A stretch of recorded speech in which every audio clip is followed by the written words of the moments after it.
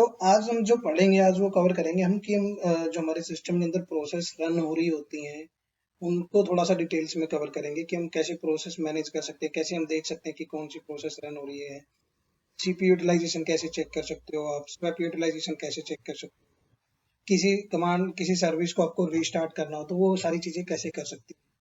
ठीक है, थोड़ी सी डिटेल्स में कवर करेंगे आज। तो मैंने यहाँ पे नॉर्मली अपना सर्वर एक्सेस किया हुआ है लिनक्स का, आप देख रहे हो नॉर्मल सारी चीजें वही है जो डिफॉल्ट आती है। तो जैसे हम विंडोज के अंदर सीपीयू यूटिलाइजेशन चेक करते हैं तो हम टास्क मैनेजर में जाके चेक कर सकते हैं, राइट। बट यहाँ पे क्या होता है, यहाँ पे कमांड यूज होती है आपकी टॉप। ठीक है, तो अगर मैं यहाँ पे टॉप कमांड रन करता हूँ, सिंपली टॉप लिखेंगे हम यहाँ पे, एंटर करते हैं, तो ये आपके सिस्टम की डिटेल्स बता देती है कि पहले आपको दिखाता है कि आपके सीपीयू यूटिलाइजेशन क्या है, मेमोरी यूटिलाइजेशन क्या है, स्वैप यूटिलाइजेशन क्या है, कितनी टोटल एलोकेटेड है उसको, वो सारी शो करता है डिटेल्स यहाँ पे। सॉरी। ठीक है, जैसे हमने कमांड रन किया स्टार्टिंग में, तो स्टार्टिंग में आप ऊपर देखते हो, स्टार्टिंग में टॉप लिखा हुआ है, उसके बाद आपको यहाँ पे आपका सिस्टम का अप टाइम शो करता है कि कितनी देर से आपका सिस्टम अप है, कितनी देर से आपका सिस्टम चल रहा है। जैसे हम नॉर्मली कमांड यूज करते थे अप टाइम, अगर आपको याद है तो, सर्वर का अप टाइम चेक करने के लिए, वो चीज आपको टॉप कमांड के थ्रू भी दिखा देता है आउटपुट में। ठीक है, उसके बाद आपको यहाँ पे शो करता है यूजर्स, मतलब आपका जो अभी सर्वर के ऊपर लॉगिन है जो यूजर, वो एक्टिव कितने यूजर्स हैं। अगर आप मैं इसी के ऊपर मान लो एक और सेशन ले लेता हूँ किसी दूसरे यूजर से, तो आपको नंबर्स ऑफ यूजर्स यहाँ पे इंक्रीज हो जाएंगे। एक बार मैं ट्राई करता हूँ सेशन लेके, और इसी टू यूजर सॉरी जो है हमारे पास। ठीक है, अब मैं क्या करता हूँ, मैं इस पर कंट्रोल सी करता हूँ और दोबारा टॉप कमांड रन करता हूँ। देखिए, मैंने क्या किया, मैंने एक और यूजर यहाँ पे सेशन ले लिया इसी टू यूजर के थ्रू, सेम सर्वर का। और जैसे ही मैंने यहाँ पे सेशन लिया तो यहाँ पे यूजर कितने हो गए, अभी 2 आ गई, पहले 1 था। तो जितने यूजर आपके यहाँ पे उस सर्वर को एक्सेस कर रहे होते हैं, उनका यूजर्स की यहाँ पे डिटेल शो करता है। ठीक है, उसके बाद आपको यहाँ पे शो करता है लोड एवरेज। लोड एवरेज मतलब जो आपका सीपीयू की एवरेज है, मेमोरी की एवरेज होती है, उनकी डिटेल्स यहाँ पे शो करता है वो टोटली। तो लोड एवरेज जो यहाँ पे स्टार्टिंग में दिखाता है, ये आपको टाइम दिखाता है, जो यहाँ पे दिख रहे हैं ना ये, कि लास्ट कितने टाइम से कितना लोड था उसके ऊपर। तो ये जो फर्स्ट का होता है, फर्स्ट का होता है पहले 5 मिनट का दिखाता है कि लास्ट के 5 मिनट में आपका जो यूटिलाइजेशन था सीपीयू वगैरह का, वो कितने परसेंट था। ठीक है, उसके बाद जो शो कर रहा है वो आपको शो करता है 10%, 10 मिनट का। ठीक है, और उसके बाद जो शो करता है वो शो करता है आपको 15 मिनट का। ठीक है, तो ये लास्ट 15 मिनट्स तक का आपको एवरेज यूटिलाइजेशन शो करता है यहाँ पे। तो अभी नॉर्मली हम 2 यूजर से लॉगिन है, बट हमने कोई ऐसी कमांड नहीं रन कर रखी, कोई ऐसी स्क्रिप्ट नहीं रखी, कोई कमांड मतलब कोई हम ऐसा काम नहीं कर रहे जिससे हमारे सर्वर के ऊपर यूटिलाइजेशन इंक्रीज हो। जस्ट नॉर्मली एक्सेस कर रखा है हमने सर्वर को। ठीक है, तो इस करके आपके सर्वर पे भी एवरेज नहीं है। उसके बाद यहाँ पे जो शो कर रहा है आपको टास्क, टास्क मतलब जैसे कितनी प्रोसेस इसी टाइम पे रन हो रही होती है, कितने टास्क रन हो रहे होते हैं, वो डिटेल शो करता है, टोटल नंबर ऑफ टास्क की। ठीक है, अभी रनिंग कितने हैं, वो रनिंग आपको एक ही शो कर रहा है, और बाकी क्या है कि 109 है जो वो स्लीपिंग मोड में है अभी वो। हाँ, ठीक है, टोटल 110 है, बट उसमें से एक ही रनिंग मोड में है जो हम टॉप कमांड के थ्रू डिटेल चेक करें, राइट। बाकी तो हम कुछ कर ही नहीं रहे, बाकी तो स्लीपिंग मोड में दिखा रहा है वो। ठीक है, अगर कोई टास्क स्टॉप स्टेट में हो तो उसकी डिटेल शो कर देता है। और यहाँ पे दिखा रहा है जोम्बी, जीरो जोम्बी। जोम्बी क्या होता है लिनक्स के अंदर, जैसे कुछ सिस्टम की प्रोसेस होती है जो आपकी मतलब आप उनको किल नहीं कर सकते हो, बट वो जो प्रोसेस ऐसी होती है, एक तरीके से जोम्बी जैसे नॉर्मली आप मूवीज में सुनते हो, तो जोम्बी क्या होता है, वो मरे हुए होते हैं बट वो जिंदा होते हैं, मतलब वो मरे भी नहीं है और जिंदा भी नहीं है। ठीक है, तो उस तरीके से कुछ प्रोसेस होती हैं लिनक्स के अंदर जो बाय डिफॉल्ट आपकी वहां पे होती हैं, बट वो यूज नहीं होती, वो आपका कहीं पे यूटिलाइजेशन नहीं लेती है। हाँ, तो उनको जोम्बी प्रोसेस बोलते हैं लिनक्स के केस में। अभी कोई प्रोसेस यहाँ पे है नहीं है जोम्बी। ठीक है, तो नीचे यहाँ पे शो करता है आपको सीपीयू का यूटिलाइजेशन आपका। ठीक है, यहाँ पे टोटल यूटिलाइजेशन कितना है सीपीयू का, वो दिखाता है। उसके नीचे आपको दिखाता है मिनिमम मेमोरी, जो हमारी रैम होती है वो कितनी है सर्वर के ऊपर, कितनी फ्री है अभी, कितनी अभी यूज हो रही है। ठीक है, वो डिटेल शो करता है। और नीचे आई एम बी स्वैप दिखा रहा है। तो स्वैप क्या होती है, स्वैप पार्टीशन आपको पता है स्वैप के बारे में। एक प्रकार की वर्चुअल मेमोरी होती है जो एक्चुअल में रैम नहीं होती, वो हार्ड डिस्क पे स्टोर होती है आपकी। हार्ड डिस्क को as a virtual memory use करते हैं। तो लिनक्स में उसमें हम उसको स्वैप बोलते हैं, विंडोज के केस में हम उसको पेजिंग फाइल बोलते हैं। हाँ, ठीक है। तो इस तरीके से इसके अंदर हम स्वैप कॉन्फ़िगर करते हैं, ताकि जब हमारा कोई भी, मान लो जैसे मैं अपने सर्वर के ऊपर मेरे क्या है, मान लो मेरे पास 4 जीबी रैम है, ठीक है, और मेरे को कुछ प्रोसेस ऐसी रन करवानी है जो यूटिलाइजेशन हाई हो जाती है, मतलब 4 जीबी से भी ज्यादा चली जाती है कई बार। तो उस टाइम पे फिर वो क्या करता है, वो स्वैप वाली जो हमने मेमोरी एलोकेट की होती है, वो उस वाली प्रोसेस मेमोरी को यूटिलाइज कर लेता है, ताकि सिस्टम में कुछ इश्यू ना हो, स्लोनेस ना आए, और वहां पे जब तक वो प्रोसेस चलती है तब तक वो करती रहती है उसको। ठीक है, तो ये होती है हमारी स्वैप की। तो जीरो अभी कह रहे हैं कि टोटल एलोकेटेड जीरो है, कोई हमने स्वैप का पार्टीशन क्रिएट नहीं कर रखा है यहाँ पे। उसको हम क्रिएट भी कर सकते हैं, अगर क्रिएट करना है, बाद में एक्सटेंड भी कर सकते हैं अगर करना है तो। ठीक है, 0% फ्री है और यूज भी 0% है। अवेलेबल मेमोरी इतनी है, अगर आप इसको एलोकेट करना चाहो तो यूज कर सकते हो। ठीक है, उसके नीचे आपको यहाँ पे प्रोसेस दिखाता है, जैसे यहाँ पे देख रहे हो पी आई आई डी दिख रही है। पी आई डी का होता है मतलब प्रोसेस आईडी, जो प्रोसेस रन हो रही होती है। उसके बाद यूजर दिखाता है कि किस यूजर से वो प्रोसेस रन हो रही है। ठीक है, अभी जैसे हम नॉर्मली किससे हैं, ईसी टू यूजर रूट यूजर से ही हैं अपने, तो उस यूजर से ही रन हो रही है सारी प्रोसेस, हमने कोई अलग से वो नहीं कर रखा। ये दिखाता है ना इधर, ये लास्ट में, ये प्रोसेस का नाम दिखाता है लास्ट में आपको। अगर जैसे नॉर्मली जावा होगी तो जावा का नाम दिखा देगा, स्प्लंक होगी स्प्लंक दिखा देगा, कोई और प्रोसेस होगी तो उस प्रोसेस का नाम यहाँ पे दिखाता है वो। ठीक है, लास्ट में जो कमांड है यहाँ पे ना उसका प्रोसेस का नाम दिखाता है, और किस यूजर से रन हो रखी है वो दिखाता है। यहाँ पे मेन चीज होती है हमारी सीपीयू और मेमोरी की।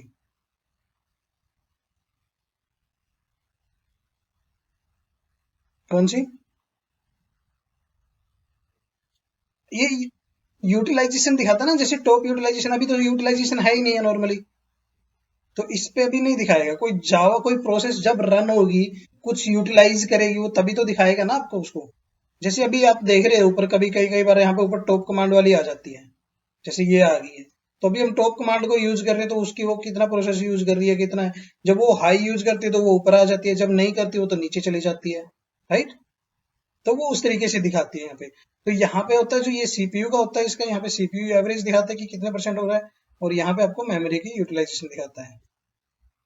ठीक है, तो जब नॉर्मली हम कंपनीज में काम करते हैं, तो वहां पे जब हमारे पास सीपीयू यूटिलाइजेशन की, मेमोरी यूटिलाइजेशन की टिकट आती है, तो वहां पे आप ये चेक करते हो कि कौन सी प्रोसेस रन हो रही है, किस यूजर से वो रन हो रही है। अब कई बार होता है कि प्रोसेस होती है एप्लीकेशन से रिलेटेड, मान लो किसी ने पाइथन कॉन्फ़िगर कर रखा है, किसी ने टोमकैट कॉन्फ़िगर कर रखा है, तो उस प्रोसेस का नाम दिखाता है। तो फिर हमें नॉर्मली क्या होता है, जब हम इंफ्रा लेवल पे काम करते हैं, तो हम एप्लीकेशन सर्विसेज को रीस्टार्ट नहीं करते विदाउट इंफॉर्मेशन एप्लीकेशन टीम को। ठीक है, तो उस केस में हम एप्लीकेशन टीम को रीच आउट करते हैं कि आपकी ये पाइथन की प्रोसेस है, टोमकैट की प्रोसेस है, या फिर आपकी कोई स्प्लंक की प्रोसेस है, जीनोस की प्रोसेस है, मतलब किसी भी एप्लीकेशन की कोई भी प्रोसेस हो, तो हम एप्लीकेशन टीम से कोऑर्डिनेट करते हैं और उनको बताते हैं कि ये आपकी प्रोसेस इतना स्पेस सीपीयू यूटिलाइज कर रही है, इतनी मेमोरी ले रही है। तो अगर रीस्टार्ट करते हैं तो बताओ, अगर नहीं रीस्टार्ट कर सकते तो इससे कोई इम्पैक्ट तो नहीं है आपके एप्लीकेशन पे। ठीक है, तो वो सारी चीजें हम कंफर्म करके उसके अकॉर्डिंग उसके ऊपर वर्क करते हैं।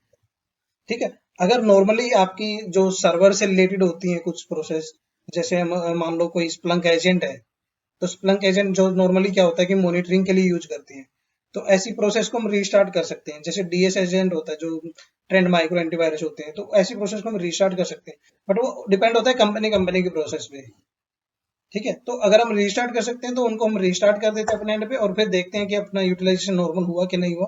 अगर नॉर्मल हो जाता है तो हम क्लोज कर देते हैं टिकट वगैरह जो आती है, नहीं होता तो फिर हम उस टीम से रीच आउट करके उसको फिक्स करवाते हैं।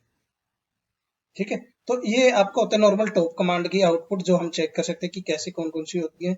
और ये सारी की सारी यहाँ पे प्रोसेस दिखाता है आपको, जो प्रोसेस रन हो रही होती है, किस यूजर से रन हो रही है, वो सारी चीजें। ठीक है, तो ये काम करती है, काम होता है आपका टॉप कमांड का। टॉप कमांड से आप बहुत सारी चीजें चेक कर सकते हो। अगर आपको टॉप प्रोसेस अगर क्लोज करना है तो वो भी करेंगे हम कवर, कैसे कैसे हम प्रोसेस को कवर क्लोज कर सकते हैं, किल कर सकते हैं, स्टार्ट कर सकते हैं, वो चीजें सारी कवर करेंगे। ठीक है, तो जैसे मैंने अभी यहाँ पे सर्वर को एक्सेस कर रखा है, तो जैसे मैंने बताया था कि हम लिनक्स में जब भी कोई एक्सेस करते हैं तो बैश लॉगिन होता है हमारा, मतलब एक बैश टर्मिनल होता है, जिसकी वजह से हम सर्वर के ऊपर लॉगिन कर पाते हैं। ठीक है, तो अगर मान लो मेरे को चेक करना है कि मेरी जो मैं बैश यूज कर रहा हूँ उसकी प्रोसेस आईडी क्या है, या किसी भी दूसरे उसकी प्रोसेस आईडी चेक करना है, तो आप वो भी चेक कर सकते हो। तो नॉर्मली अगर बैश की चेक करनी है तो बैश की चेक कर सकते हैं, नॉर्मल इको कमांड यूज होती है। Echo dollar dollar dollar. ठीक है, अब जब आप इको डॉलर डॉलर करोगे तो ये बाय जो डॉलर साइन है ये बाय डिफॉल्ट बैश प्रोसेस जो हमारा बैश टर्मिनल होता है, मोड होता है, उसको प्रेजेंट करता है। तो ये इसकी प्रोसेस आईडी शो कर देती है। ठीक है, अगर आप मैन्युअली लिख के बैश को सर्च करना चाहते हो तो वो भी कर सकते हैं। पहले मैं आपको इसके थ्रू दिखाता हूँ। जैसे एंटर करते हैं हम यहाँ पे, तो ये दिखा देता है इसकी प्रोसेस आईडी कि जो हमारा बैश अभी चल रहा है, जो हमारा टर्मिनल हम यूज कर रहे हैं, उसकी प्रोसेस आईडी क्या है। ठीक है, तो इस तरीके से हम दूसरे किसी और प्रोसेस की भी चेक कर सकते हैं। ऐसा नहीं है कि हम इसी की चेक कर सकते हैं। तो अभी कैसे कैसे चेक कर सकते हैं वो दिखाता हूँ मैं आपको। अगर मान लो आपको इसकी पेरेंट आईडी की भी डिटेल चेक करनी है, अभी जैसे हम नॉर्मल बैश की चेक कर रहे हैं, बट बैश कौन सी पेरेंट आईडी के अंडर में रन हो रही है, अगर वो भी चेक करनी है तो वो भी आप यहाँ पे चेक कर सकते हो। कमांड सिंपल आपकी सेम ही रहेगी, इको डॉलर ppid, मतलब parent ID, parent process ID. ठीक है, एंटर करेंगे तो वो उसकी पेरेंट आईडी दिखा देगा। अब एक चीज का ध्यान रखना है आपको, जब भी कोई पेरेंट आईडी होगी तो वो उससे छोटी उसमें मिलेगी। ये नहीं है कि जैसे यहाँ पे हम बैश की चेक कर रहे हैं तो 4030 थी, बट पेरेंट आईडी 4029 क्यों है, उसके बाद क्यों नहीं है। अब नॉर्मली जैसे हम अपने एग्जांपल ले लेते हैं ह्यूमन नेचर में, कि जैसे पेरेंट्स की बात करते हैं तो पेरेंट्स हमेशा हमसे बड़े होते हैं, राइट। तो उसी केस में ऐसे इसमें भी होगा, उनकी एज हमसे ज्यादा, ऐसा नहीं है कि उनकी एज जो बर्थ डेट होगी हमारे बाद की होगी, हमसे पहले की होगी, राइट। तो उसी तरीके से यहाँ पे भी आपके जो है पेरेंट प्रोसेस आईडी उससे पुरानी मिले, उससे ओल्ड, उससे नंबर में कम मिलेगी। ठीक है, अब अगर आपको दोनों को एक साथ करना है तो दोनों को एक साथ भी कर सकते हैं। इको डॉलर पीपीआईडी, सॉरी, हमें चेक करनी पहले बैश की, उसके बाद डॉलर और पीपीआईडी, इसकी parent ID. Sorry, echo echo में मिस्टेक हो गई है। एंटर करते हैं तो ये दोनों को एक साथ भी दिखा देता है। ठीक है, अब ये हम चेक कर रहे थे नॉर्मली इको कमांड के थ्रू डॉलर साइन। अभी कई बार ये वेरिएबल्स होते हैं, जो डॉलर साइन दिख रहा है यहाँ पे, इनको हम वेरिएबल्स बोलते हैं लिनक्स में। तो ये थोड़े से टफ लगते हैं कि यार नहीं मेरे को नहीं इतना आइडिया, तो हम कैसे चेक कर सकते हैं। तो यहाँ पे कमांड होती है PS स्पेस -C, और यहाँ पे आप बैश लिख दो, तो ये आपको उसकी प्रोसेस आईडीज दिखा देता है आपकी, जो नॉर्मल बैश होता है। अभी जैसे मैंने आपको दिखाया था कि हमने 2 टर्मिनल एक्सेस कर रखे, सेम यूजर से कर रखे थे, वो तो मैंने दूसरा बंद कर दिया, बट मैंने उसको लॉग आउट नहीं किया था, एग्जिट नहीं किया था। तो वो इस करके दोनों को यहाँ पे एक्टिव शो कर रहा है, और सेम ही यूजर से लॉगिन कर रखा था हमने, सेम ही बैश है, बट प्रोसेस आईडी उनकी डिफरेंट होगी दोनों की। ठीक है, तो इस तरीके से हम उसको भी इस कमांड के थ्रू भी चेक कर सकते हैं, PS-C बैश। ठीक है, तो इसी चीज, इन चीजों को चेक करने के लिए आप PS हाइफन, जैसे मैं PS स्पेस -C, मान लो किसी और प्रोसेस की डिटेल चेक करता हूँ, मान लो मैं यहाँ पे कर देता हूँ SSH SSD होता है, SSD या SSHD भी होते हैं, इसकी नहीं है, SSHD को कर लेते हैं। ठीक है, तो जैसे मैं यहाँ पे SSHD को कर रहा हूँ, ये मतलब एक प्रोसेस होती है सिस्टम के अंदर डोमेन जॉइन से रिलेटेड। ठीक है, उसकी डिटेल शो कर देता है। ऐसा नहीं है कि मैंने यहाँ पे इको वाली या पे बैश वाली को ही चेक कर, जिसकी भी प्रोसेस आईडी आपको चेक करनी है आप यहाँ पे वो कर सकते हैं। ठीक है, बट ये इतनी कमांड यहाँ पे नॉर्मली यूज नहीं होती है, वहां पे इस केस में कमांड तो बहुत सारी है और भी। मैं एक और रन करके दिखाता हूँ, PS स्पेस हाइफन, यहाँ पे FX करता हूँ मैं स्पेस, और ग्रैब करके भी कर सकते हैं, बिना ग्रैब किए भी कर सकते हैं। मैं यहाँ पे ग्रैब कर लेता हूँ मान लो एग्जांपल के लिए, और जिस प्रोसेस आईडी को करना आपको, मान लो मैं यहाँ SSHD करता हूँ, तो उसको थोड़ी सी डिटेल्स में शो कर देता है। प्रोसेस वही दिखाएगा सारी जो वहां पे ऊपर दिखा रहा था आपको, बट यहाँ पे थोड़ी सी एक्स्ट्रा डिटेल्स के अंदर शो कर देगा, उनका पाथ वगैरह भी दिखा देगा। ठीक है, तो बट लिनक्स के केस में सबसे ज्यादा जो कमांड यूज करते हैं हम प्रोसेस वगैरह चेक करने के लिए डिटेल्स में, वो कमांड यूज होती है PS स्पेस -EF। ठीक है, और उसके बाद आप प्रोसेस का नाम लिख सकते हो। अगर सिंगल प्रोसेस को चेक करना है तो सेम हम ग्रैप कमांड यूज कर सकते हैं। ठीक है, ग्रैप कमांड क्या करती है, आप उस सिंगल प्रोसेस का नाम जिसका भी लिखोगे वहां पे उसकी आउटपुट आपको शो कर देगा। आप डबल SSH करते हो या SSHD करते हो, तो एंटर करोगे तो उनको भी वो सारी चीजों को डिटेल्स में शो कर देगा। ठीक है, जैसे मैं यहाँ पे करता हूँ दोबारा से PS-EF स्पेस ग्रैप बैश करते हैं मान लो, तो ये उसकी डिटेल शो कर देगा। मतलब प्रोसेस का नाम आपको पता होना चाहिए जिसका भी चेक करना है, PS-EF कमांड यूज करके आप उसके बाद ग्रैप के बाद उस प्रोसेस का नाम, सर्विस का नाम यहाँ पे टाइप कर दोगे तो वो उसकी डिटेल शो कर देगा। ठीक है। जैसे मान लो कोई एप्लीकेशन प्रोसेस रन हो रही हो, जैसे मैं एग्जांपल के लिए लिखता हूँ, अभी दिखाएगा नहीं आपको, जैसे मैं pf स्पेस -ef करता हूँ, ग्रैब करते हैं, और मैं मान लो यहाँ पे टॉमकैट लिख देता हूँ। टॉमकैट मेरे सिस्टम पर भी रन नहीं हो रही है, तो आउटपुट में आपको कुछ नहीं दिखाएगा, बट जब कंपनी केस में आप टॉमकैट की प्रोसेस की डिटेल चेक करते हो, तो आप यहाँ पे ये कमांड लिखोगे, एंटर करोगे, तो आपको उसकी आउटपुट शो कर देगा। अच्छा, ये दिखा रहा है मेरे पास कुछ टॉमकैट से कुछ है इसके अंदर, ठीक है, तो उसकी प्रोसेस शो कर देता है। ठीक है। अब उसके बाद चीज आती है, जैसे आपने बोला था कि हमको अगर प्रोसेस को क्लोज करना हो तो कैसे कर सकते हैं, स्टेटस चेक करना हो तो कैसे चेक कर सकते हैं, राइट। ठीक है। तो ये चीजें यहाँ तक क्लियर है, जो चीजें मैंने आपको बताई है। ठीक है। अब अगर बात करते हैं प्रोसेस को रीस्टार्ट करने की, जैसे मान लो मेरे पास टॉमकैट प्रोसेस रन हो रही है, अगर मेरे को टॉमकैट को रीस्टार्ट करना है, अभी मेरे साथ शायद मैंने कोई कॉन्फ़िगर तो कर नहीं रखा है, बट एक बार मैं दिखाता हूँ आपको।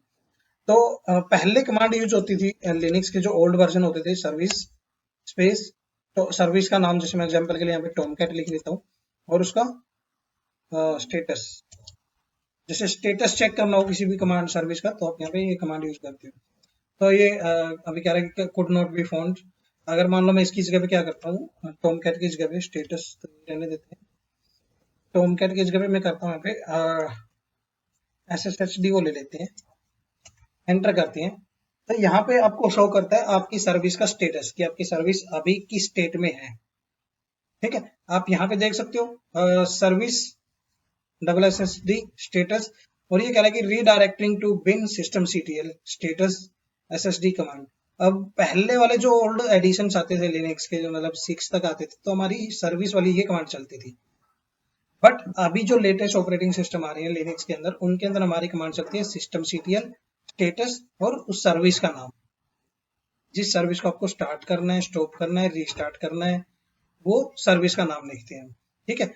अब यहाँ पे कमांड, अगर मैं ये वाली कमांड एग्जीक्यूट कर रहा हूँ, तो कुछ कमांड सर्विसेज के लिए क्या होता है, लिनक्स के अंदर by default already forwarding type की लगी होती है, जैसे मोबाइल में हम कई बार कॉल फॉरवर्डिंग लगा देते हैं, राइट, कि जब मेरे पास कोई इस नंबर पे कॉल करे तो ऑटोमेटिक वहां पे रिडायरेक्ट कर देगा।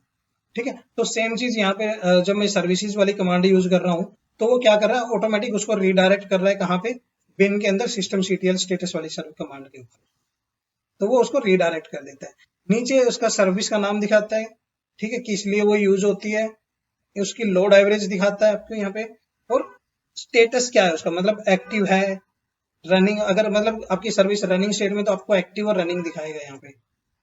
ठीक है। कई बार यहाँ पे आपको एक्टिव एंड रनिंग दिखा देता है, बट यहाँ पे एरर शो कर देता है आपको लास्ट में। मान लो कई बार स्पेस से रिलेटेड एरर होता है, कई बार और चीजों से रिलेटेड एरर होता है, तो वो एरर, अगर एरर होते हैं बट सर्विस रनिंग स्टेट में, तो मतलब कि कुछ ना कुछ प्रॉब्लम है वहां पे। ठीक है। तो फिर वो फिक्स करनी पड़ती है, कई बार वो सर्विस को स्टॉप स्टार्ट रीस्टार्ट करने से चल जाती है। ठीक है। अब जो ये सर्विस है मेरी कितने टाइम से अप है, तो यहाँ पे जो देख रहे हो आप, यहाँ पे देखोगे सिंस संडे, डेट और टाइम, टोटल 17 मिनट से ये सर्वर मेरा अप है, मतलब ये सर्विस अप है। अब मैंने ये सर्वर, अभी जैसे हमने कॉल स्टार्ट की है, तो मैंने ये सर्वर को स्टार्ट किया था। ठीक है। तो उसका, उससे लेके 17 मिनट के आसपास हो गए, तो इसको तो टोटल टाइम शो करता है कि कब से वो सर्विस मेरी रनिंग है। ठीक है। अब अगर मैं इसको कंट्रोल C करता हूँ, मैं बाहर आता हूँ एक बार इससे, अभी सर्विस रनिंग थी हमारी। अगर मैं सेम कमांड यूज करके इसको स्टॉप करना चाहता हूँ, स्टॉप करते हैं। अभी हमने स्टेटस चेक किया था सिर्फ। अगर आपको कोई बोलता है कि मेरी सर्विस को रिसाइकिल कर दो, राइट, कई बार बोलते हैं ना कि यार मेरे को सर्विस कुछ प्रॉब्लम आ रही है, उसको रिसाइकिल कर दो, स्टॉप स्टार्ट कर दो। ठीक है। तो उसको कैसे करते हैं, उसको हम स्टॉप करते हैं नॉर्मली, एंटर करते हैं, तो ये कह रहा है कि रीडायरेक्टिंग टू, वही रीडायरेक्ट कर रहा है उसको, और आपकी कमांड यहाँ पे सक्सेसफुली एग्जीक्यूट हो गई है। अब अगर मैं दोबारा से इसका स्टेटस चेक करूंगा, तो जो पहले आपको यहाँ पे एक्टिव शो कर रहा था, अब आपको क्या दिख रहा है, इनएक्टिव है और डेड है, मतलब आपकी सर्विस अभी रनिंग मोड में नहीं है, कितने टाइम से डाउन है वो आपको यहाँ पे शो कर रहा है। ठीक है। यहाँ पे उसका स्टेटस भी शो कर देता है कि हमने सर्विस को स्टॉप किया था।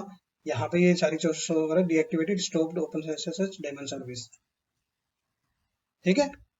अब अगर आपको स्टार्ट करना है दोबारा से, इसको स्टार्ट करते हैं मान लो, तो सिंपल कुछ नहीं लिखना, आपको स्टार्ट लिखना है। अब ये जो कमांड हम यूज कर रहे हैं मोस्टली ये सर्विसेज आपकी जो सिस्टम से रिलेटेड होती हैं, कुछ एप्लीकेशन से रिलेटेड होती हैं, वो इस तरीके से ही होती हैं। बट कुछ ऐसी एप्लीकेशन भी होती हैं जिनकी खुद की अपनी कमांड होती है, मतलब आपको एक स्क्रिप्ट के थ्रू सर्विस को स्टार्ट करना होता है।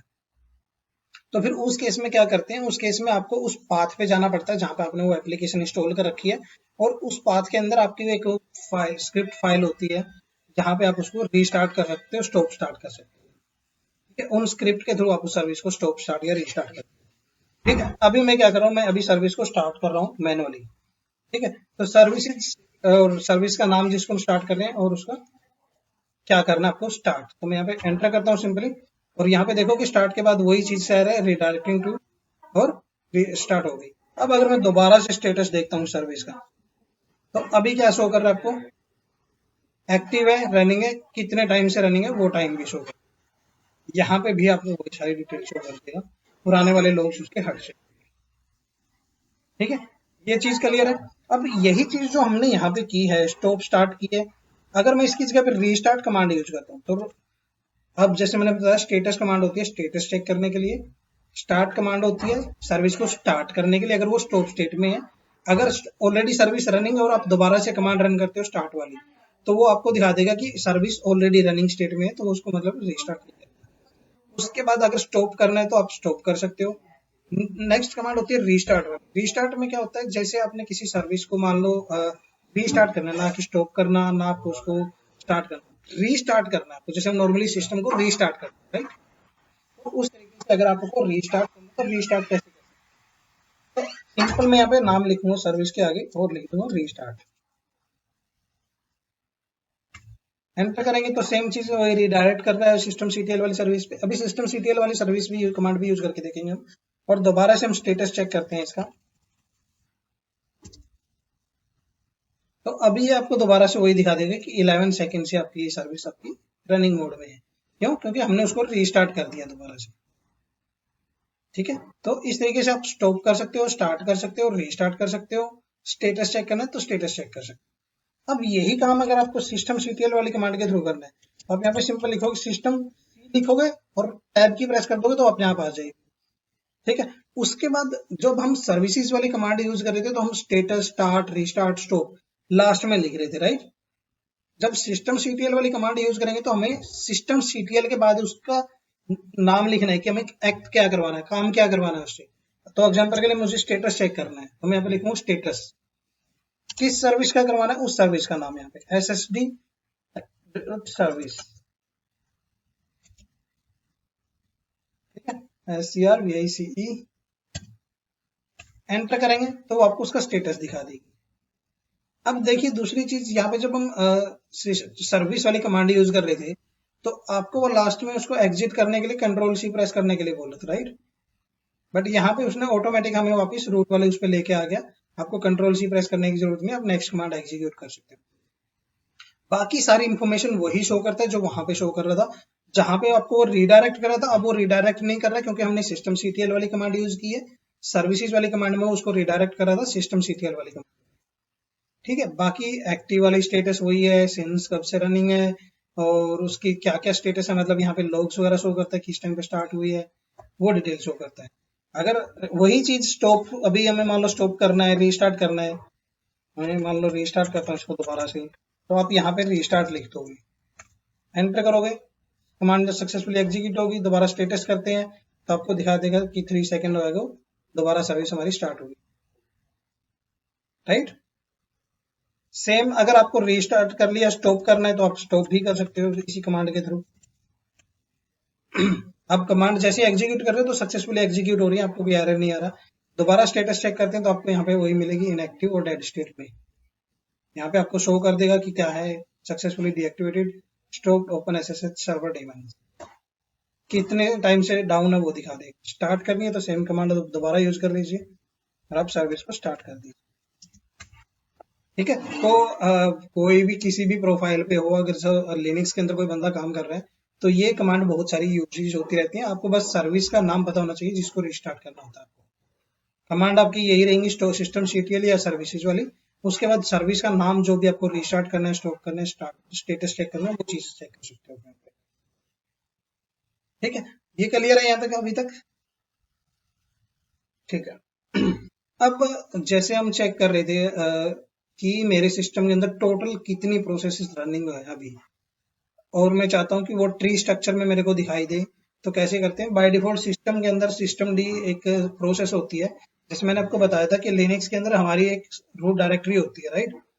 उसके अंदर सारी की सारी सब डायरेक्टरीज होती है, ठीक है? उसी तरीके से लिनक्स के अंदर एक प्रोसेस होती है जिसको हम बोलते हैं सिस्टम डी, और सिस्टम डी के अंदर सारी की सारी प्रोसेस रन हो रही होती है। अब जैसे नॉर्मली अगर आप विंडोज की बात करते हो तो विंडोज के अंदर एक विंडोज एक्सप्लोरर नाम की सर्विस होती है। अगर वो सर्विस आपकी रन नहीं होगी तो आपको वो विंडोज पे डिस्प्ले नहीं शो करेगा आपकी स्क्रीन पे। अब जब आप उसको मैन्युअली स्टार्ट कर देते हो या सर्च करके आप उसको मतलब प्रोसेस को स्टार्ट कर देते हो तो आपको आपकी स्क्रीन के ऊपर टास्क मैनेजर वगैरह, डेस्कटॉप स्क्रीन वगैरह सारी सारी चीजें आ जाती हैं। अगर वो नहीं होती तो आपको कुछ नहीं दिखाता स्क्रीन के ऊपर। तो उसी तरीके से लिनक्स के अंदर होती है सिस्टम डी प्रोसेस, और उसके अंदर में सारी की सारी प्रोसेस रन हो रही होती है। तो उसको चेक करने के लिए कमांड होती है आपकी PS3, ठीक है? PS3 कमांड क्या करती है? ये आपके सिस्टम के अंदर जितनी भी प्रोसेस रन हो रही होती है उन सारी सारी प्रोसेस को शो करता है, ठीक है? मैं एंटर करता हूँ नॉर्मली, तो यहाँ पे आपको शो कर रहा है मेरे सिस्टम के अंदर अभी कितनी सर्विसेज, कितनी प्रोसेस रन हो रही है, ठीक है? अब जैसे यहाँ पे देखोगे सिस्टम डी आपको स्टार्टिंग में दिखा रहा है, उसके अंदर कह रहा है कि एक नेटवर्क मैनेजर की सब प्रोसेस रन हो रही है। इसके अंदर भी एक प्रोसेस रन हो रही है नेटवर्क मैनेजर के अंदर। यहाँ पे आपको 200 डायरेक्ट यहीं पे शो कर रही है, इसके अंदर नहीं है। ये नीचे देखोगे तो ये साइन यहाँ से आ रहा है, मतलब सिस्टम डी से ही डायरेक्ट ये रन हो रही है सारी सर्विसेज। अब एक जैसे मैं अभी SSD वाली सर्विस को हम कर रहे हैं, तो इसके अंदर देखोगे कौन कौन सी सर्विसेज रन होती है बाय डिफॉल्ट। जैसे अभी हमने रिमोट ले रखा है SSH के थ्रू, तो ये सर्विस कौन सी यूज कर रहा है? SSHD, और ये यूज कर रहे हैं क्योंकि हमारे पास दो टर्मिनल पे एक्सेस कर रखा है। कौन सा बैश यूज कर रहे हैं? हम बैश यूज कर रहे हैं। sudo किया हुआ हमने उसको sudo su कमांड करके, फिर बैश है और PS3 हमने कमांड यहाँ पे एग्जीक्यूट की है, तो वो पूरी डिटेल शो कर देता है उसकी। अब आपको ये डाउट आ रहा है कि ये मेरे को प्रोसेस का नाम तो शो कर रहा है, बट मेरे को प्रोसेस आईडी नहीं पता, इसकी प्रोसेस आईडी कैसे पता चलेगी? तो या तो आप PS-EF वाली कमांड यूज करके उसको चेक कर सकते हो। एग्जांपल के लिए मान लो मैं यहाँ पे करता हूँ PS-EF grep PS3, एंटर करते हैं तो ये उसकी प्रोसेस आईडी बता देगा। बट मैं चाहता हूँ कि मैं जो PS3 वाली कमांड रन करके चेक कर रहा हूँ, मैं इसके साथ भी मेरे को क्या प्रोसेस आईडी का पता चल जाएगा? तो उसके लिए भी कमांड होती है आपकी, उसके साथ आपको क्या करना है? PS3 स्पेस -P लिख देना है, मतलब प्रोसेस। तो ये क्या करेगा? आपको इनके साथ प्रोसेस आईडी भी दिखा देगा। देखिए प्रोसेस आईडी भी सबकी, जबकि पहले आपको उनकी प्रोसेस आईडी नहीं शो कर रहा था, सिर्फ नाम शो कर रहा था, ठीक है? तो -P लगा के आप उसकी प्रोसेस आईडी भी चेक कर सकते हैं। अब तीसरी चीज आती है, मैं चाहता हूँ मेरे को ये जो प्रोसेस आईडी शो कर रहा है, मैं किसी सिंगल यूजर की चेक करना चाहता हूँ। मैं नहीं चाहता कि पूरे सिस्टम की मेरे को दिखाए, मैं चाहता हूँ कि मेरा एक यूजर लॉगिन है, उससे कौन कौन सी प्रोसेस रन हो रही है। फॉर एग्जाम्पल के लिए मान लेते हैं किसी आपकी कंपनी में एक सर्वर बना रखा है, एक उस पर एक एप्लीकेशन रन हो रही है, जिस एप्लीकेशन से रिलेटेड कुछ प्रोसेस रन होती है, और वो जो प्रोसेस होती है वो बाय डिफॉल्ट एक सर्विस अकाउंट से रन हो रही है। जैसे नॉर्मली एक तो हम अपना अकाउंट यूज करते हैं जो अपना डोमेन अकाउंट हो सकता है या लोकल अकाउंट हो सकता है, बट एक होता है कि सर्विस अकाउंट से रन हो रही है। मान लो मैंने एक सर्विस अकाउंट बना रखा है जिससे कोई पासवर्ड एक्सपायर ना हो, जिसका किसी के पास क्रेडेंशियल वगैरह ना हो, और मैंने उससे उसका कॉन्फ़िगर कर रखा है। तो मैं चाहता हूँ कि मैं उस सर्विस अकाउंट से कौन कौन सी प्रोसेस रन हो रही है उनकी डिटेल चेक कर लूँ। तो आप उसके इसमें क्या कर सकते हो? उस केस में आपको क्या करना है? आपको सेम चीज रन करनी है यहाँ पे PS3 स्पेस -P। तो ये तो हो गया आपको PS3। अगर मैं यहाँ पे P नहीं लगाता हूँ तो भी आपको वो शो करेगा, बट उस केस में वो प्रोसेस आईडी नहीं दिखाएगा। तो मैं एक बार रन करके दिखाता हूँ आपको पहले। PS3 स्पेस -U, -U मतलब यूजर। किस यूजर की टाइप चेक करनी है? तो मान लो अभी हमारे पास एक ही यूजर है, EC2 यूजर, तो मैं उसको टाइप कर देता हूँ EC2 यूजर। ठीक है, एंटर करते हैं तो उस यूजर से, EC2 यूजर वाले से कौन कौन सी प्रोसेस रन हो रही है वो आपको यहाँ पे आउटपुट में शो कर देगा। ठीक है, एग्जांपल के लिए मैं यहाँ पे EC2 यूजर की बजाय रूट कर देता हूँ। रूट यूजर से तो बहुत सारी प्रोसेस रन हो रही है, राइट? बट जो मैंने अभी नॉर्मल EC2 यूजर से दूसरे टर्मिनल को एक्सेस किया था, तो वहां पे हमने SSD कनेक्शन लिया था बस उसका, और सिस्टम डी नॉर्मली वो दिखाता ही है उसके अंदर, बस यही प्रोसेस रन हो रही है और तो कोई काम ही नहीं किया हमने उस पर। तो वो इस करके उसकी वो डिटेल्स शो कर रहा है। अब अगर आपको यही डिटेल्स प्रोसेस आईडी के साथ चेक करनी हो तो आप यहाँ पे -p लगा दोगे बस। तो उस पर्टिकुलर यूजर से जितनी प्रोसेस रन हो रही होती हैं उस यूजर की डिटेल आपको यहाँ पे शो कर, जैसे मैंने EC2 यूजर वाला किया था, यहाँ पे मैं -p लगा देता हूँ, तो उस यूजर की जो प्रोसेस रन हो रही थी प्रोसेस आईडी के साथ उनकी डिटेल आउटपुट में आपको शो कर देती। ठीक है। अब एक चीज और बोली थी आपने कि अगर मान लो कोई प्रोसेस हंग हो गई, राइट, मान लो कोई प्रोसेस है आपकी, कोई एप्लीकेशन चल रही है, उस पे एक टाइम ऐसा है कि यूटिलाइजेशन इतनी हाई होगी कि सर्विस ने रिस्पॉन्ड करना ही बंद कर दिया, राइट। अब रिस्पॉन्ड बंद कर दिया उसने, तो आपकी ना स्टॉप वाली कमांड चल रही है सर्विस के ऊपर, ना रीस्टार्ट वाली कमांड काम कर रही है, ना आपकी स्टेटस वाली से तो वो स्टेटस दिखाएगा भी क्या, क्योंकि ऑलरेडी हंग मोड में पड़ी है वो। सर्विस में रनिंग दिखा देगा आपको वो आउटपुट में, बट हंग है तो हंग में वो कुछ एग्जीक्यूट नहीं कर पाएगा उस पर। ठीक है। तो ऐसे क्या होता है लिनक्स के अंदर, या तो आपको सिस्टम को रीस्टार्ट करते हो फोर्सली, जैसे हम विंडोज में सिस्टम को रीस्टार्ट कर देते तो वापस नॉर्मली मोड पे आ जाता है, राइट। या फिर आप क्या करते हो, नॉर्मली टास्क मैनेजर ओपन करते हो, उस प्रोसेस को ढूंढते हो, राइट क्लिक करके उस टास्क को एंड कर देते हो, राइट। मतलब एक प्रकार से उसको फोर्स किल करवा देते हो, राइट। तो उस तरीके से लिनक्स के अंदर कैसे करते हैं, लिनक्स के अंदर किल नाम की कमांड यूज होती है जो प्रोसेस को किल करती है। ठीक है। एग्जाम्पल के लिए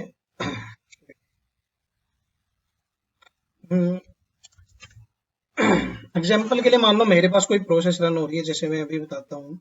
एक बार हम PS space -EF space grep और बैश वाली ले लेते हैं, तो ये आपको दो सर्विसेज शो करेगा, 4239 403। ये दो बैश अभी हमारे इस पे रन हो रहे हैं, जो मैंने एक EC2 यूजर से एक्सेस किया हुआ है, और एक अपना ये वाला है। ठीक है।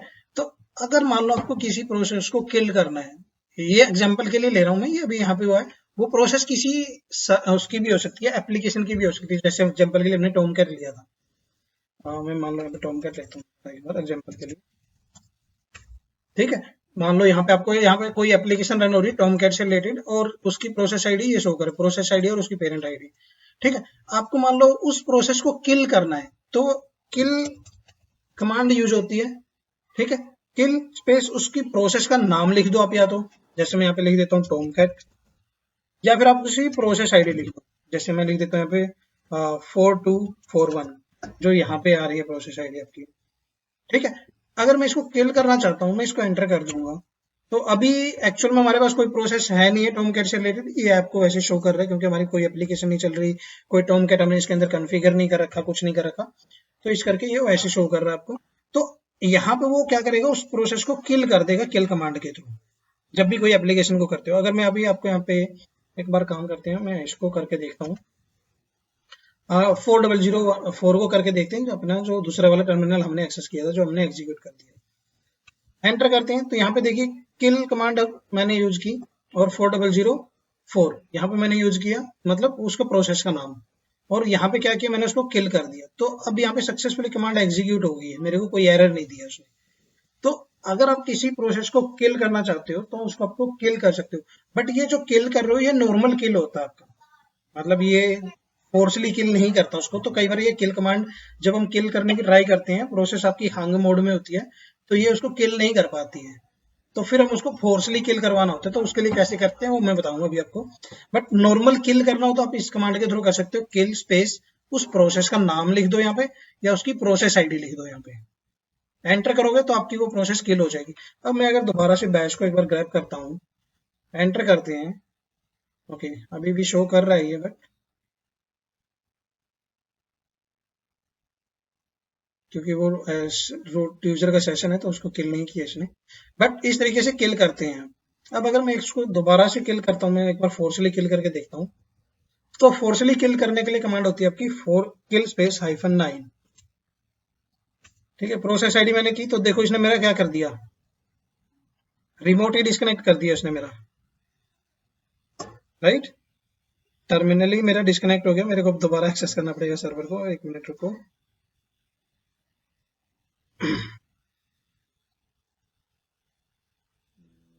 टी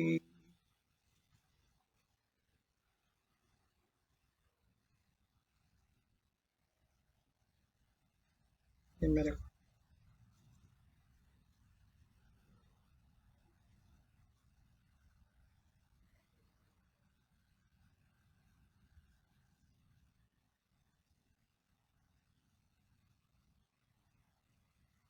कि मैं वापस मैंने टर्मिनल सेशन ले लिया इसका।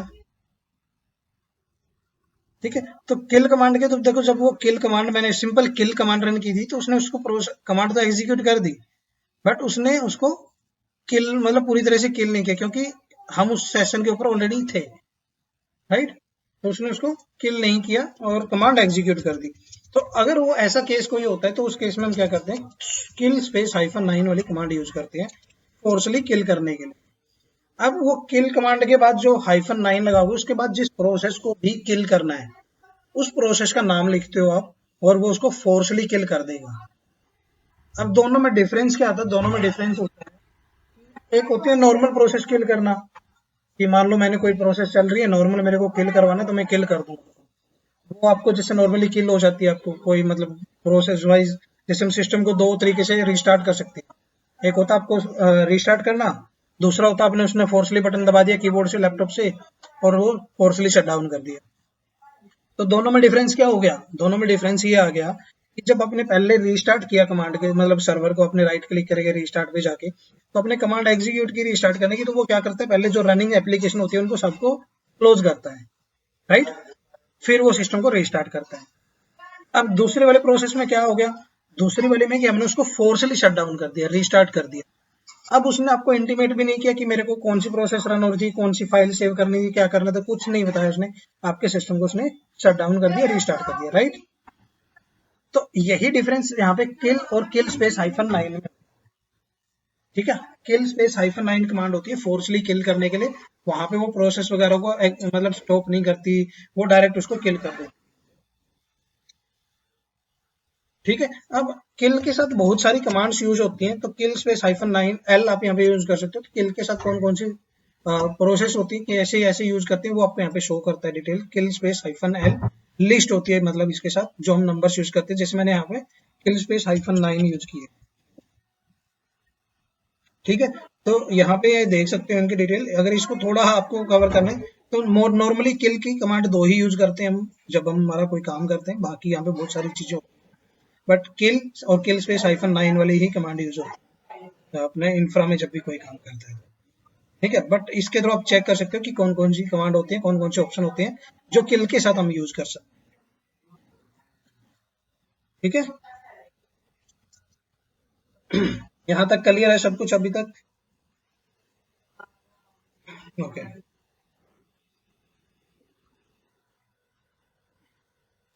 अब जैसे हम टॉप कमांड की मैंने आपको बताया था, टॉप कमांड को आप चेक कर सकते हो। टॉप कमांड जब हम नॉर्मल यूज करते हैं तो वो क्या दिखाते हैं कि जितने भी यूजर रन हो रहे होते हैं सर्वर के ऊपर, जितने भी एक्टिव यूजर होते हैं, सबकी डिटेल शो करता है।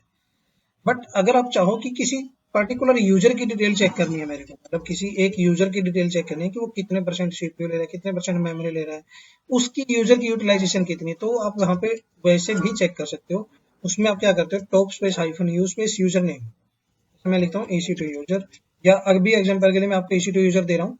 अगर आप चाहो तो रूट या किसी और नॉर्मल यूजर से, जिस भी यूजर की डिटेल चेक करनी है, आप उस यूजर के नाम यहाँ पे मेंशन कर सकते हो, और उसके बाद सिर्फ उसी यूजर की आपको प्रोसेस दिखाएगा आपको। जब हमने टॉप कमांड यूज की थी तो टॉप कमांड में आपको रूट यूजर की भी दिखा रहा था, EC2 यूजर की भी दिखा रहा था, और जितने और यूजर उस पे प्रो सर्विस अकाउंट या कोई भी यूज करता है तो उनके सबके डिटेल शो करता है। बट जब मैंने यहाँ पे top space -u space user name command use की, तो उसने क्या किया, उसने सिर्फ उस पर्टिकुलर यूजर की डिटेल आउटपुट में आपको, राइट। तो इस तरीके से आप पर्टिकुलर यूजर की भी डिटेल चेक कर सकते हो टॉप कमांड के थ्रू, यूटिलाइजेशन चेक करने के लिए। ठीक है, अब जैसे मैंने आपको बताया था कि जो स्वैप कमांड होती है, स्वैप के लिए जो नॉर्मली मार्केट में या जो कंपनी में करते हैं, जो डेली बेसिस पे कमांड यूज होती है, वो थोड़ी सी बता देता हूँ मैं यहाँ पे। तो अगर मान लो आपको वैसे तो मैंने टॉप कमांड में आपको दिखाया है कि टॉप कमांड के थ्रू भी आप स्वैप वगैरह चेक कर सकते हो। एक मिनट,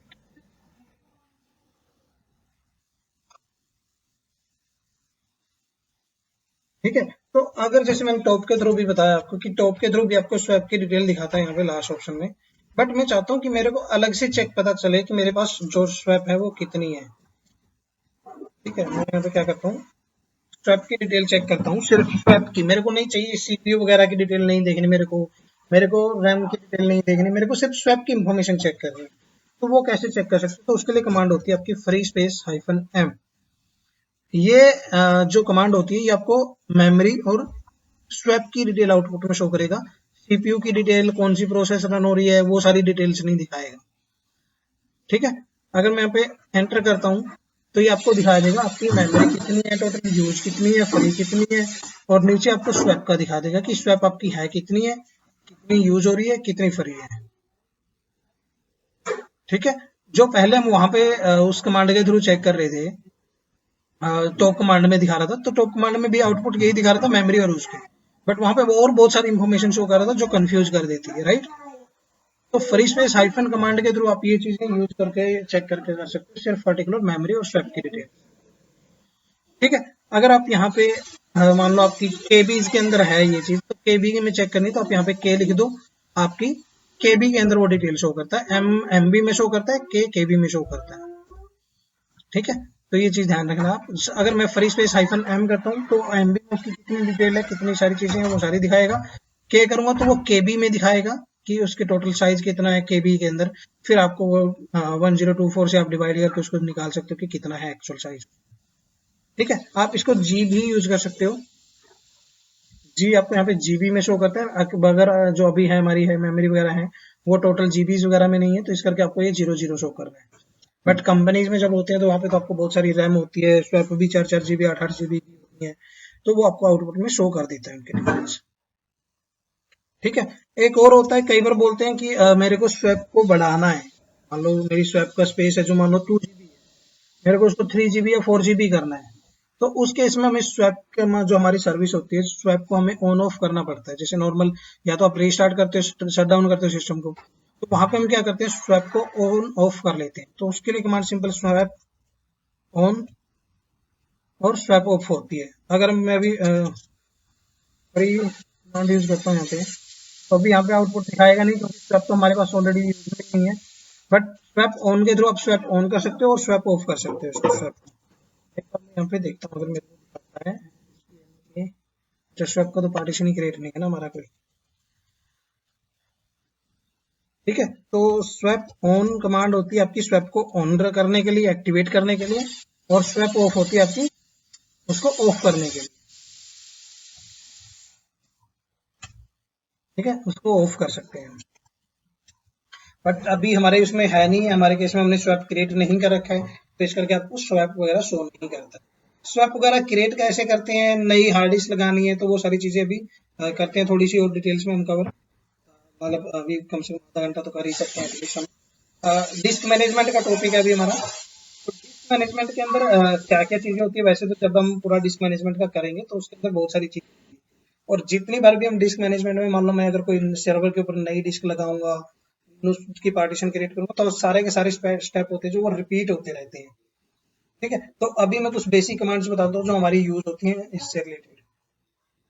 ठीक है, तो पहली कमांड होती है हमारी डिस्क मैनेजमेंट के अंदर, वो है हमारी LSBL की, LSBL की। ठीक है, LSBL की कमांड क्या करती है, लिस्ट ब्लॉक डिवाइसेस।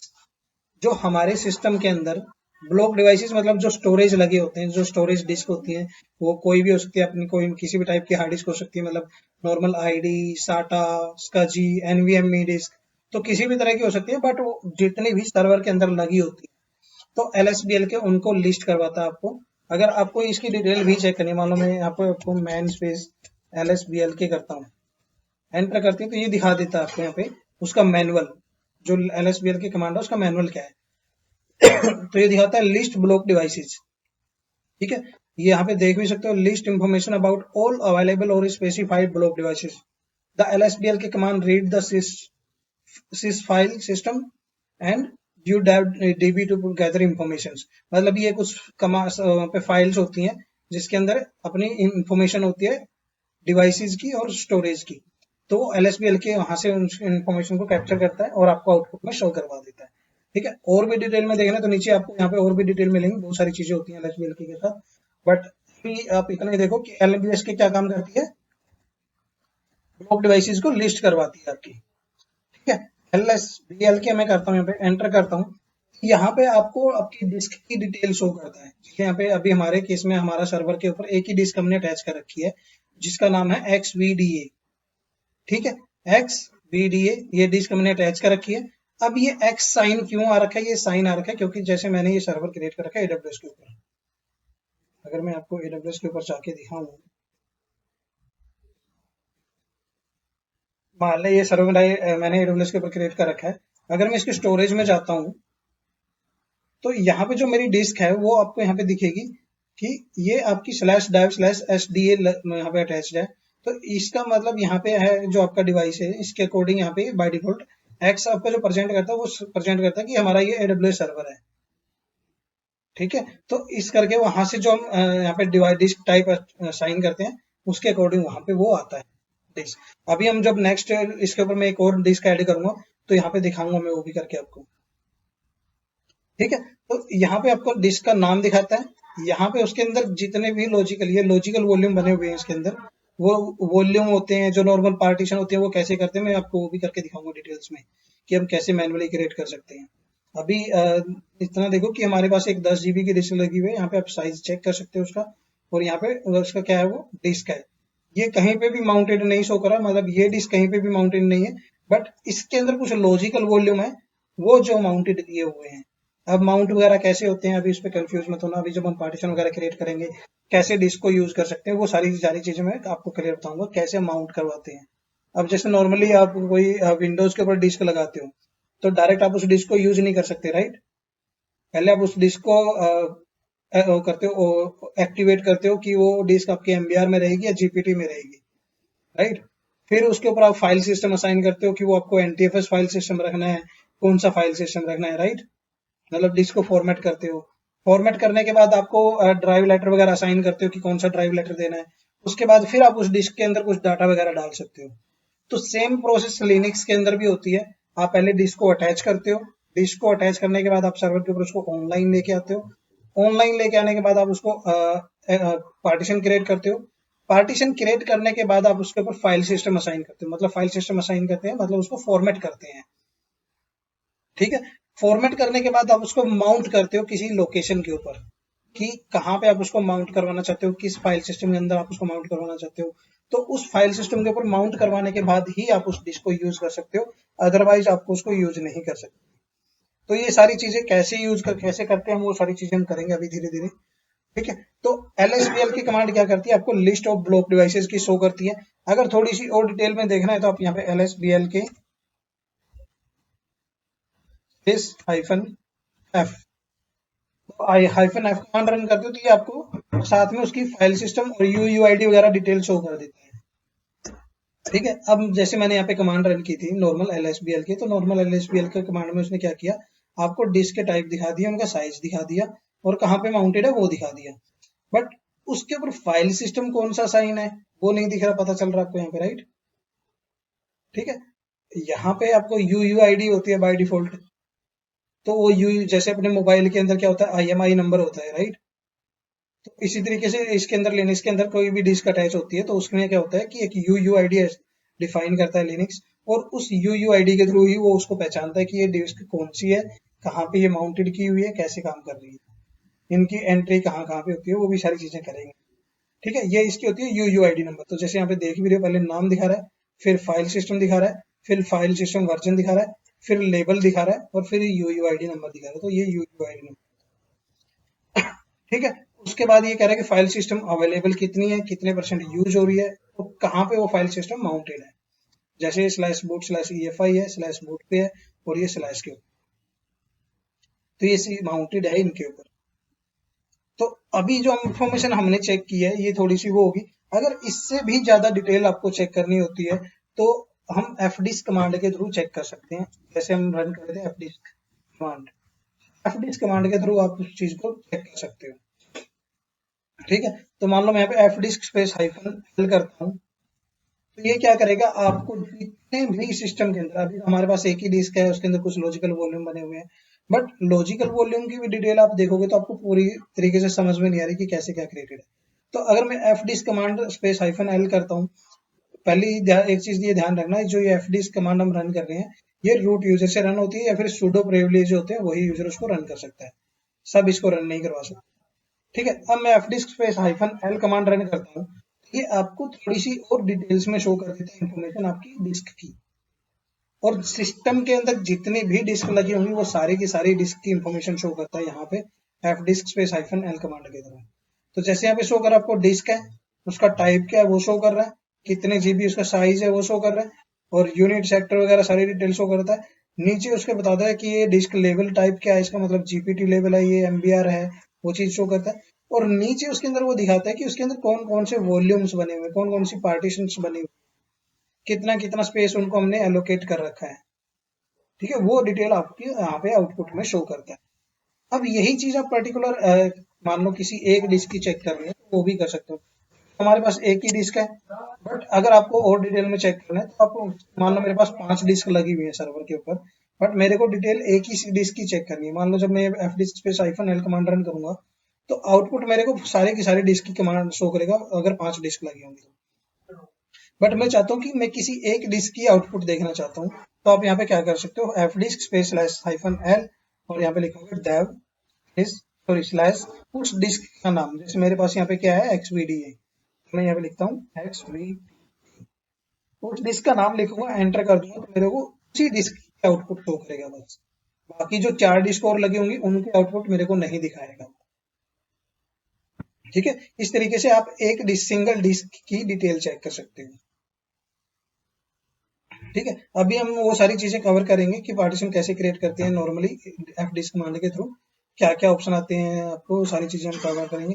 फिर इसमें मतलब जो हम पार्टीशन, नॉर्मल पार्टीशन क्रिएट करते हैं, प्राइमरी पार्टीशन, उसके डिसएडवांटेज क्या है और उसको हम कैसे फिक्स कर सकते हैं, कैसे रिजोल्व कर सकते हैं जो वो डिसएडवांटेज है आज के टाइम पे, तो वो सारी चीजें भी हम कवर करेंगे। ठीक है, यहाँ तक क्लियर है आपको, जो हमें डिस्क की डिटेल वगैरह चेक करनी है तो कैसे चेक कर सकते हैं। ठीक है, तो यही चीज अगर आपको चेक करनी है तो इसके लिए एक कमांड और होती है lshw, लिस्ट हार्डवेयर।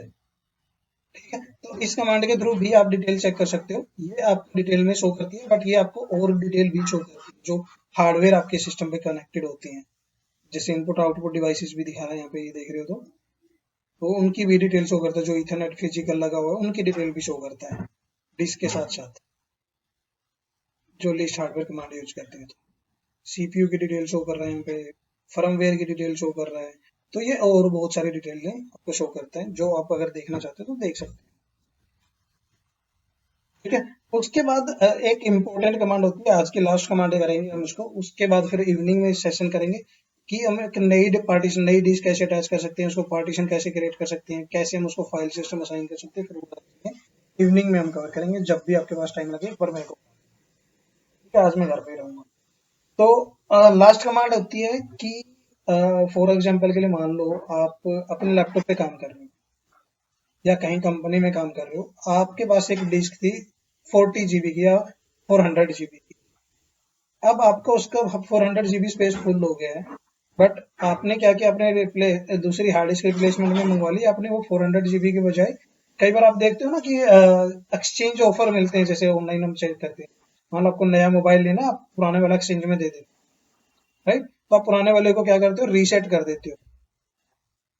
तो सेम चीज में मान लो एग्जांपल के लिए आपने कहीं पे अपने 400 GB की हार्ड डिस्क थी, आपने 64 TB की या 10 TB की हार्ड डिस्क मंगवा ली, बट आपने जो आपके पास 400 GB की हार्ड डिस्क थी वो अपने वापस वेंडर को दी, बट आपने उसके अंदर से डाटा डिलीट कर दिया। नॉर्मली हम जो डिलीट कमांड करके मतलब डाटा डिलीट करते हैं वैसे हमने डाटा डिलीट कर दिया, बट आपको भी पता है कि जब नॉर्मली डिलीट होता है डाटा तो वो एक्चुअल में डिलीट नहीं होता, उसका पाथ चेंज कर देता है फाइल सिस्टम वगैरह हमारा जो होता है, और वो डाटा रिकवर किया जा सकता है रिकवरी टूल्स के थ्रू, राइट।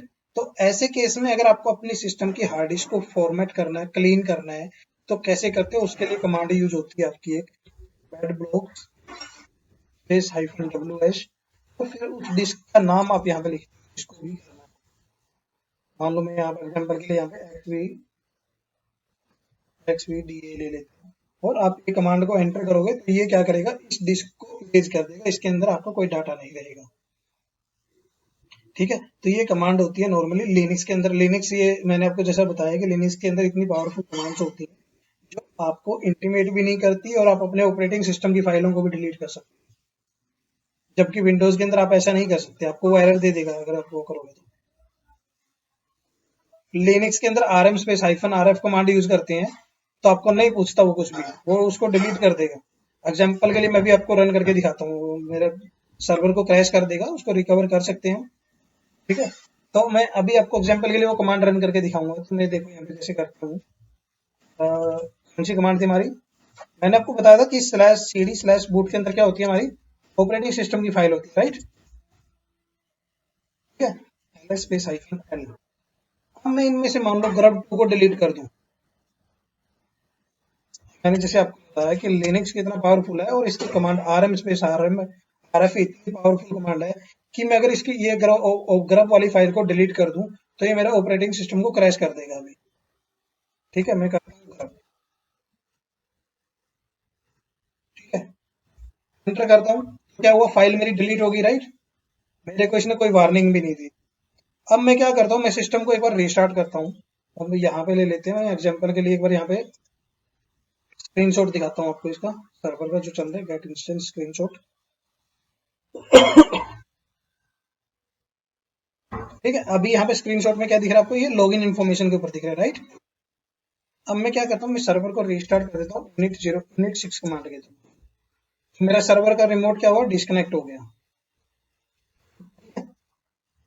अब अगर मैं इसको यहाँ पे रिफ्रेश करूंगा तो अभी ये रीस्टार्ट हो रहा है और यहाँ पे क्या दिखा रहा है, देखो एरर यहीं पे दिखा दिया ना इसने, press F12 for boot menu, और यहाँ पे दिखा रहा है कि ये एरर गर्व कॉन्फिग फाइल इसकी क्या एरर है कि not found entering rescue mode. Rescue mode क्या होता है, इसके अंदर रिकवरी मोड होता है, जैसे नॉर्मल विंडोज के अंदर सेफ बूट आता है, सेफ मोड आता था पहले।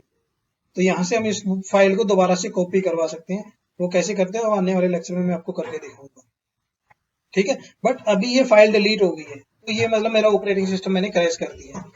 बट RMRF कमांड मैंने जैसे आपको बताया कि इस कमांड के थ्रू आप किसी भी फाइल को डिलीट कर सकते हो लिनक्स के अंदर, चाहे वो कुछ भी हो, आपको वो वार्निंग भी नहीं देगा और उस फाइल को डिलीट कर देगा।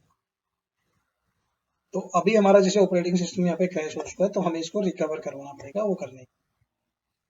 तो इस करके बोला था मैंने कि लिनक्स में जब भी आप rm space hyphen RF command use करो तो आपको वो ध्यान रखना है। और यही चीज अगर मैं विंडोज के अंदर करता हूँ, एग्जाम्पल के लिए मान लो मैं अपने विंडोज सर्वर के ऊपर हूँ,